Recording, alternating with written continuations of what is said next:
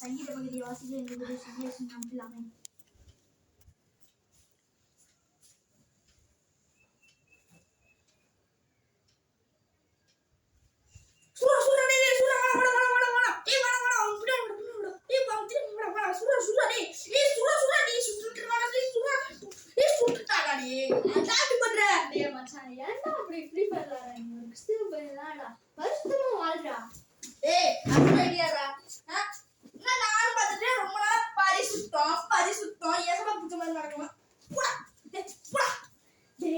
ஒரு நாள் நியாய தீர்ப்புன்னு ஒண்ணு வரும்டா. அந்த நேரத்துல நம்ம ஏசப்பா கூட போகணும்னா இந்த மாதிரி பாவம் செய்யாம இருக்கணும்டா.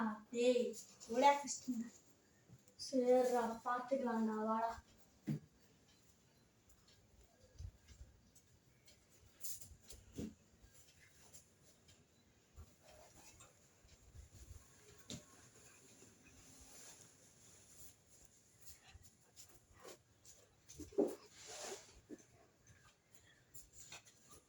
என்னடா இது?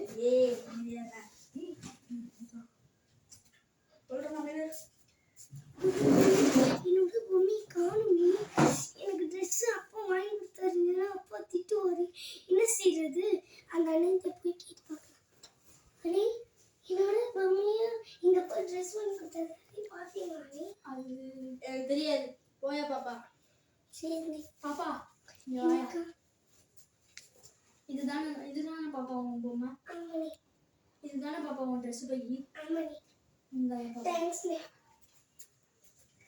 டேய் என்னடா அடிச்சுடுங்க? டேய் என்னடா அதெல்லாம் பாவம்டா.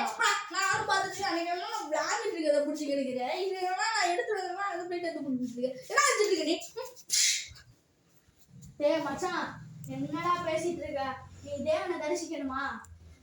நித்திய ஜீவனுக்கு போகணுமா? அப்பனா நீ பரிசுத்தமா வாழ்றா. ஃப்ரீ ஃபயர் விளாண்டுட்டு அந்த மாதிரி அடுத்தவங்க பொருளை களவாடிட்டு இருந்தா எப்படிடா நீ பரிசுத்தமா வாழ முடியும்? எப்படிடா நீ போவ பரலோகத்துக்கு? ஏய் மச்சான் ஸ்தேவான் என்ன சும்மாவா தேவனை தரிசித்தாரு? அவருக்குள்ள ஒரு பரிசுத்தம் இருந்தது. அவருக்குள்ள ஒரு பரிசுத்த ஆவியானவர் இருந்தாரு. அவருக்குள்ள இந்த நெஞ்சில ஏசப்பா இருந்தாரா.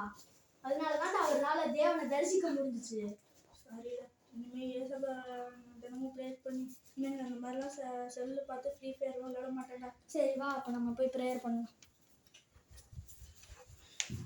நான் சொல்றது அப்படியே சொல்லு. நீ சொல்லு பாப்பா. அன்புள்ள ஏசப்பா, அன்புள்ள ஏசப்பா இந்த வேலையிலையும் கூட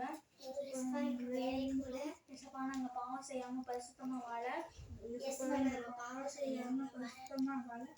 நாங்கள் ஸ்தேவானை போல நம்ம தரிசிக்க உதவி செய்யுங்க ஏசப்பா.